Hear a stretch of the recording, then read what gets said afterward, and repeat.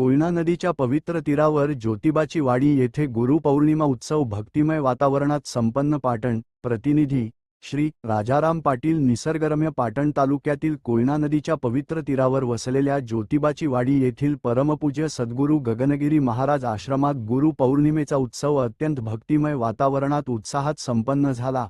आदिनाथ गुरु सकळ सिद्धांचा मच्छिंद्र तयाचा मुख्य शिष्य या संत तुकाराम महाराजांच्या अभंगातील ओळींप्रमाणे गुरु शिष्य परंपरेचा पवित्र सोहळा या ठिकाणी भावपूर्ण वातावरणात साजरा करण्यात आला. या आश्रमात सद्गुरू गगनगिरी महाराजांचे परमशिष्य वैकुंठवासी शिवानंद गिरी महाराज यांची समाधी असून सद्गुरू गगनगिरी महाराजांचे परमशिष्य परमपूज्य स्वामी आनंद गिरीजी महाराज यांच्या मार्गदर्शनाखाली मंदिर उभारणीचे काम सुरू आहे. गुरुपौर्णिमेनिमित्त परिसरातील तसेच विविध भागांतील हजारो भक्तांनी आश्रमात उपस्थित राहून गुरुदर्शनाचा लाभ घेतला.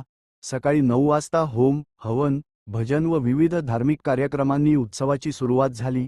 त्यानंतर सकाळी 11 वाजता परमपूज्य स्वामी आनंद गिरीजी महाराज यांचे पाद्यपूजन करण्यात आले.